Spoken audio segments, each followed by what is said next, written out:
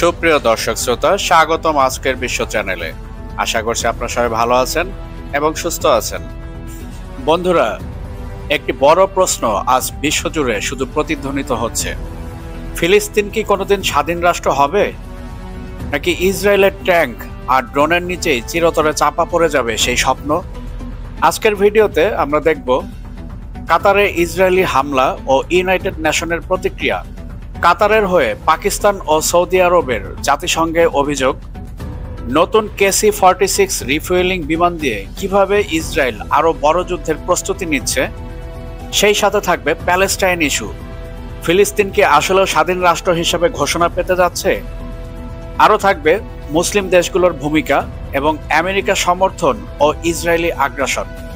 তবে সবচেয়ে বড় প্রশ্ন, যখন জাতিসংঘ পর্যন্ত ইসরায়েলের নাম নিতে ভয় পায়, তখন ফিলিস্তিনের স্বাধীনতা কি আদৌ সম্ভব? আজকের ভিডিও আপনাদের নিয়ে যাবে মধ্যপ্রাচ্যের সেই গোপন অগ্নিকুণ্ডে, যার শিখা একদিন ছড়িয়ে পড়তে পারে পুরো পৃথিবীতে। তাই ভিডিও শুরু থেকে শেষ পর্যন্ত আমাদের সঙ্গেই থাকুন।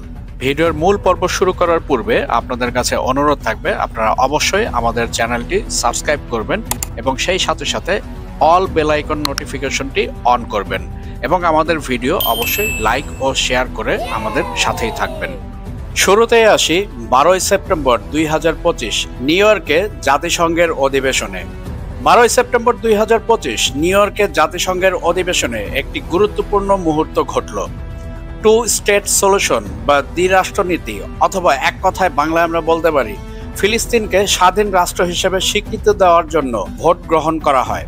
এই রেজলিউশনে ফিলিস্তিনকে স্বাধীন রাষ্ট্র হিসেবে ঘোষণার পক্ষে ভোট দেয় 142টি দেশ, বিপক্ষে ভোট দেয় 10টি দেশ এবং ভোটদানে বিরত থাকে 12টি দেশ।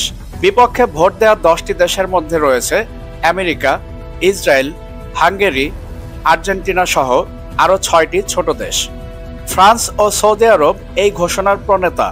তারা বলছে এটি এক রোডম্যাপ, যেখানে ধাপে ধাপে শান্তি প্রতিষ্ঠা করা হবে। কিন্তু এর প্রত্যুত্তরও এসেছে। ইসরায়েল বলছে এই রেজলিউশন আসলে সঠিকভাবে শান্তি আনবে না, এটা একটি রাজনৈতিক নাটক।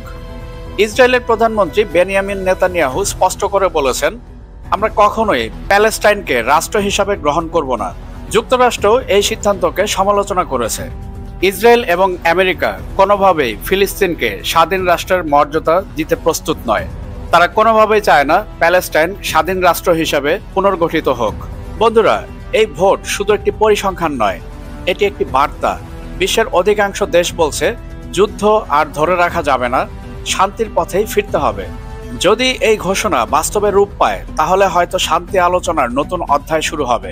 কিন্তু সবার চোখ এখন একদিকেই, ইসরায়েল এবং আমেরিকা কি করবে? তারা কি এই আন্তর্জাতিক ঐক্যকে চ্যালেঞ্জ করবে, নতুবা পরিবর্তনের পথে দমনমূলক শক্তিকে ছেড়ে দিবে? দোহায় ইসরায়েলের বিমান হামলার পর সবচাইতে আগে সরব হয় পাকিস্তান ও সৌদি আরব। এই দুটি দেশই জাতিসংঘের জরুরি বৈঠকের দাবি জানায় এবং স্পষ্ট ভাষায় বলে, কাতারের সার্বভৌমত্বের উপর এমন হামলা কেবল আন্তর্জাতিক আইন ভঙ্গই নয়, বরং সমগ্র মুসলিম বিশ্বের উপর আক্রমণ। সৌদি পররাষ্ট্রমন্ত্রী বৈঠকে উল্লেখ করেন, কাতারকে যদি টার্গেট করা হয়, তবে আগামীতে অন্য কোনো উপসাগরীয় দেশও নিরাপদ থাকবে না। অন্যদিকে পাকিস্তানের প্রতিনিধি বলেন, এটি একটি ওয়ার ক্রাইম এবং জাতিসংঘ যদি আজ শক্ত অবস্থান না নেয়, তাহলে আগামীকাল অন্য কোনো দেশের রাজধানীতে হয়তো একই পরিণতির শিকার হতে হবে।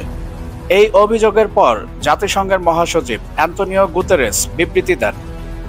তিনি বলেন, ইসরায়েলের এই পদক্ষেপ কাতারের সার্বভৌমত্বকে ভঙ্গ করেছে।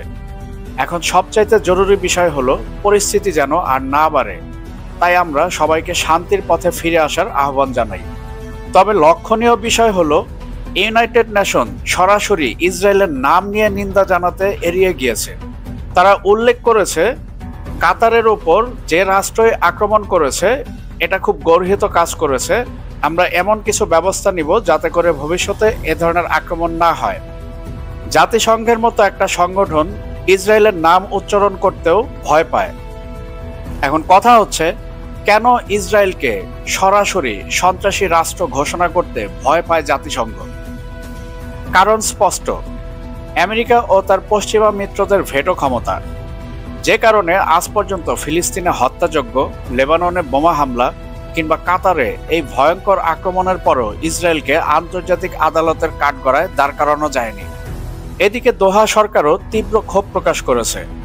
কাতারের পররাষ্ট্র মন্ত্রণালয় জানায়, শান্তি আলোচনার সময় এভাবে বোমা বর্ষণ শুধু বর্বরতাই নয়, বরং এ অঞ্চলে যুদ্ধকে স্থায়ী করে তোলার চক্রান্ত। প্রশ্ন এখন একটাই, ইসরায়েলের এই আগ্রাসী পদক্ষেপ কি মুসলিম বিশ্বকে একত্রিত করবে, নাকি জাতিসংঘের নীরবতায় আরো বিভক্ত হয়ে পড়বে তারা? এদিকে দোহার হামলার পর সবচাইতে তীব্র প্রতিক্রিয়া এসেছে ইরান থেকে। তেহরান সরকারের পক্ষ থেকে জানানো হয়, ইসরায়েলের এই বোমা হামলা শুধু কাতারের উপর আক্রমণ নয়, বরং গোটা অঞ্চলের স্থিতিশীলতার উপর আঘাত। ইরানের পররাষ্ট্রমন্ত্রী আরও সতর্ক করে বলেন, যদি এই ধরনের হামলা অব্যাহত থাকে তবে প্রতিরোধ ফ্রন্ট, হিজবুল্লাহ, হুতি, হামাস সকলেই একসাথে জবাব দিবে। এর মাধ্যমে স্পষ্ট বার্তা দেওয়া হয়েছে, যুদ্ধ এখন সীমান্ত ছাড়িয়ে আঞ্চলিক হয়ে উঠতে পারে।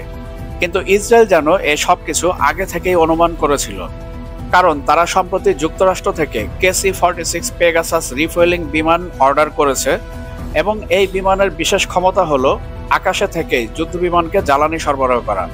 ফলে ইসরায়েলি বিমান আর শুধু গাজা বা লেবাননের সীমায় আটকে থাকবে না, তারা সহজেই দীর্ঘ পাল্লার মিশন চালাতে পারবে, যেটা তারা অলরেডি করে দেখালো। অর্থাৎ ইসরায়েল থেকে প্রায় 2000 কিলোমিটার দূরে এসে কাতারের দোহায় আক্রমণ করে ইসরায়েলি বিমান আবার ফিরে গিয়েছে ইসরায়েলেই। তাদের পরবর্তী টার্গেট ইরানের গভীর অংশে গিয়ে হামলা চালানো। বিশ্লেষকরা বলছেন, এই সিদ্ধান্ত প্রমাণ করে ইসরায়েলের চূড়ান্ত টার্গেট হলো ইরানকে দুর্বল করা। গাজা কিংবা কাতারের মতো হামলা আসলে বড় খেলার অংশ মাত্র। মূল লড়াই হবে ইরানের সঙ্গে, আর সেই প্রস্তুতি এখন নিচ্ছে তেল আবিব। বন্ধুরা, সবচেয়ে দুঃখজনক ও হতাশার জায়গাটা এখানেই। মুসলিম দেশগুলোর ভিতরে বিভক্তি আর নীরবতা। সৌদি আরব ও জর্ডান তাদের আকাশসীমা ইসরায়েলের যুদ্ধবিমানের জন্য ব্যবহার করতে দিয়েছে বলে একাধিক আন্তর্জাতিক সংবাদ মাধ্যমে রিপোর্ট রয়েছে। আবার সংযুক্ত আরব আমিরাত তাদের গোয়েন্দা তথ্য আদান প্রদানেও যুক্ত রয়েছে বলে মিডল ইস্ট আই এর এক প্রতিবেদনে উল্লেখ আছে। এমন সহযোগিতা না থাকলে ইসরায়েলের পক্ষে এত সহজে কাতার, ইয়েমেন বা লেবাননে হামলা চালানো সম্ভব হতো না। কারণ আকাশসীমার অনুমতি, গোয়েন্দা সহায়তা, এমনকি আর্থিক সম্পদ সবই ইসরায়েলকে শক্তিশালী করে তুলছে। কিন্তু প্রশ্ন হচ্ছে, যখন ফিলিস্তিনের শিশুরা খাদ্য আর ওষুধের অভাবে মারা যাচ্ছে, যখন কাতারের মতো সার্বভৌম দেশে হঠাৎ করে বোমা ফেলা হচ্ছে, তখন মুসলিম দেশগুলো কি কেবল নীরব দর্শক হয়েই থাকবে? সৌদি আরবের নেতৃত্বে গড়ে ওঠা আঞ্চলিক রাজনীতি এখন দ্বিধা বিভক্ত। একদিকে সাধারণ মুসলিম জনগণ ফিলিস্তিনের মুক্তি চায়, ইসরায়েল বিরোধী বিক্ষোভ করছে, অন্যদিকে রাষ্ট্রীয় পর্যায়ে কৌশলগত স্বার্থের অজুহাতে ইসরায়েলের সঙ্গে সম্পর্ক রাখছে শাসক গোষ্ঠী। আরেকটি বিষয় মনে রাখতে হবে, এই নীরবতা বা সহযোগিতা কেবল ইসরায়েলের হামলাকে বৈধতা দিচ্ছে না, বরং ভবিষ্যতে যখন সংঘাত আঞ্চলিক যুদ্ধের রূপ নেবে, তখন এ দেশগুলো এর দায় এড়াতে পারবে না। এখনই যদি মুসলিম দেশগুলো একসাথে ইসরায়েল বিরোধী অবস্থান না নেয়, তাহলে ফিলিস্তিনের স্বাধীনতা তো দূরে থাক, বরং গাজা, লেবানন, ইয়েমেনের পর কাতার কিংবা অন্য কোনো মুসলিম দেশই হয়তো পরবর্তী টার্গেট হবে। বন্ধুরা, এবার আসি সেই শক্তিশালী রাষ্ট্রের কথায়, যে রাষ্ট্র না থাকলে ইসরায়েল এতটা দাপট দেখাতে পারত না, আর সে রাষ্ট্রটি হলো আমেরিকা। সত্যিটা হলো, ইসরায়েল শুধু ইসরায়েল নয়, বরং মার্কিন সমর্থনের এক ভয়ঙ্কর প্রতিচ্ছবি। 1948 সালে প্রতিষ্ঠার পর থেকে আজ পর্যন্ত ইসরায়েল সবচাইতে বেশি সামরিক সাহায্য পেয়েছে আমেরিকার কাছ থেকে। কংগ্রেশনাল রিসার্চ সার্ভিস বা CRS এর রিপোর্ট বলছে, দ্বিতীয় বিশ্বযুদ্ধ পরবর্তী সময়ে আমেরিকা কোনো রাষ্ট্রকে যত সামরিক সাহায্য দিয়েছে, তার মধ্যে সর্বোচ্চ প্রাপক হলো ইসরায়েল। শুধু 2023 সালেই আমেরিকা ইসরায়েলকে প্রায় $3.8 বিলিয়ন সামরিক সহায়তা দিয়েছে, এবং এর মাধ্যমে ইসরায়েল পেয়ে যাচ্ছে উন্নত যুদ্ধবিমান, মিসাইল প্রতিরক্ষা ব্যবস্থা, ড্রোন প্রযুক্তি থেকে শুরু করে সর্বাধুনিক নজরদারি সিস্টেম। এর অর্থ হচ্ছে, গাজায় যে বোমা পড়ছে, লেবাননে যে রকেট ঝড় তুলছে, ইয়েমেন ও কাতারে যে আগুন জ্বলছে, তার পেছনে কেবল ইসরায়েলের হাত নেই, বরং রয়েছে আমেরিকার দেয়া অর্থ, অস্ত্র ও কূটনৈতিক সুরক্ষা। ইউনাইটেড নেশনস এর নিরাপত্তা পরিষদে ইসরায়েল বিরোধী প্রস্তাব উঠলেই বারবার আমেরিকার ভেটো সেই প্রস্তাবকে ব্যর্থ করে দেয়। অর্থাৎ আন্তর্জাতিক আইন লঙ্ঘন করলেও, নিরীহ মানুষ মারলেও জাতিসংঘের কোনো বাধা ইসরায়েলকে থামাতে পারছে না, কারণ আমেরিকা সবসময় তার ঢাল হয়ে দাঁড়ায়। এমনকি কাতারের রাজধানী দোহায় সরাসরি বোমা হামলার পরও আমেরিকা প্রকাশ্যে ইসরায়েলকে দোষারোপ করেনি, বরং তাদের বিবৃতিতে বারবার ডি-এসকেলেশন আর শান্তি আলোচনার কথা বলা হয়েছে। কিন্তু মূল অভিযুক্তের নাম উচ্চারণ করতেও তারা দ্বিধা করেছে। বিশ্লেষকদের মতে এটি কোনো কূটনৈতিক নিরপেক্ষতা নয়, বরং এক ধরনের সিলেক্টিভ জাস্টিস, যেখানে ফিলিস্তিনের রক্ত, ইয়েমেনের কান্না, কাতারের সার্বভৌমত্ব সবকিছু উপেক্ষিত হয় শুধু ইসরায়েলকে রক্ষা করার জন্য। বন্ধুরা, এই কারণেই অনেক গবেষক বলছেন ইসরায়েল আসলে একা নয়, এটি হলো আমেরিকার আউটপোস্ট বা অগ্রবর্তী ঘাঁটি, যার মাধ্যমে পুরো মধ্যপ্রাচ্যে মার্কিন আধিপত্য বজায় রাখা হয়। প্রশ্ন হলো, যখন বিশ্বের সবচেয়ে বড় শক্তি এভাবে এক সন্ত্রাসী রাষ্ট্রকে সমর্থন করে, তখন মানবতার ন্যায্যতা কোথায় দাঁড়ায়? আর জাতিসংঘ কতটা স্বাধীনভাবে ন্যায় বিচার নিশ্চিত করতে পারে? বন্ধুরা, আজ আমরা দেখলাম গাজা, লেবানন, ইয়েমেন, কাতার, যেখানেই ইসরায়েলের আগ্রাসন পৌঁছায় সেখানেই ঝরে পড়ে নিরীহ মানুষের রক্ত। কিন্তু এর পিছনে রয়েছে আরো বড় সত্য, ইসরায়েল একা নয়, তার পাশে দাঁড়িয়ে আছে আমেরিকা, যে অর্থ, অস্ত্র আর রাজনৈতিক ছত্রছায়া দিয়ে ইসরায়েলকে আগ্রাসনের বৈধতা দিচ্ছে। জাতিসংঘে বারবার প্রস্তাব উঠলেও আমেরিকার ভেটো সেই প্রস্তাবগুলোকে ব্যর্থ করে দেয়। অর্থাৎ ফিলিস্তিনের শিশুদের কান্না, কাতারের সার্বভৌমত্ব, ইয়েমেনের শহর ধ্বংস, সবকিছুই ঢাকা পড়ে যায় এক শব্দে, আমেরিকার স্বার্থ। প্রশ্ন এখন একটাই, প্যালেস্টাইন কি কোনোদিন স্বাধীন রাষ্ট্র হবে না? নাকি বিশ্বশক্তির এই পক্ষপাত দুষ্ট নীতির কারণে একটি জাতি ধীরে ধীরে নিশ্চিহ্ন হয়ে যাবে? ইতিহাস সাক্ষী, অন্যায় সাম্রাজ্য কখনো স্থায়ী হয়নি। আজ যদি মুসলিম বিশ্ব ঐক্যবদ্ধ হয়, আজ যদি মানবতার পক্ষে সাধারণ মানুষ একসাথে আওয়াজ তোলে, তাহলেই এই হত্যাযজ্ঞ থামানো সম্ভব। ইসরায়েল যতই শক্তিশালী হোক, আমেরিকা যতই সমর্থন দিক, মানবতার শক্তি তার চেয়ে অনেক বড়। তাহলে আপনাদের কাছে প্রশ্ন, আমরা কি চুপচাপ এই দখলদারিত্ব আর হত্যাযজ্ঞ দেখে যাব, নাকি একসাথে দাঁড়িয়ে বলবো ইসরায়েল একটি সন্ত্রাসী রাষ্ট্র আর আমেরিকা তার সহযোগী?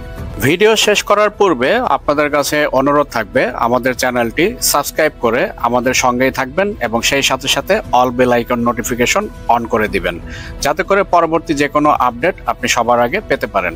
আর অবশ্যই আমাদের ভিডিও লাইক এবং শেয়ার করবেন।